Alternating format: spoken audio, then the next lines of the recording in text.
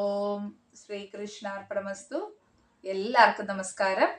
ആത്മാവിന്റെ പ്രയാണം 63 നായന്മാരിലൂടെ സഖിയ നായനാരെ കുറിച്ച് മനസ്സിലാക്കാം. തിരുച്ചങ്ങമങ്കൈ എന്ന സ്ഥലത്ത് ഒരു കർഷക കുടുംബത്തിലായിരുന്നു സഖിയ നായനാരുടെ ജനനം. ബുദ്ധമത വിശ്വാസിയായിരുന്നു അദ്ദേഹം ആദ്യം. പിന്നീട് ശൈവമതത്തിലേക്ക് വരികയാണ് ഉണ്ടായത്. അദ്ദേഹത്തിന്റെ വേഷവിധാനങ്ങൾ ഒരു ബുദ്ധമതക്കാരൻ്റെതായതുകൊണ്ട് സഖിയ നായനാർ എന്ന പേര് അദ്ദേഹത്തിന് ലഭിച്ചു. ശിവഭഗവാനെ പ്രാർത്ഥിച്ചതിനു ശേഷം മാത്രമേ അദ്ദേഹം ആഹാരം കഴിക്കുകയുള്ളൂ. ഒരു ദിവസം അദ്ദേഹത്തിന് പൂജിക്കാൻ പൂക്കൾ കിട്ടിയിരുന്നില്ല. ഒരു കല്ലെടുത്ത് പൂവാണെന്ന് സങ്കല്പിച്ച് എറിഞ്ഞു. ഭഗവാൻ ഇഷ്ടമായി. ഭക്തന്റെ സ്നേഹം ഭഗവാൻ തിരിച്ചറിഞ്ഞു.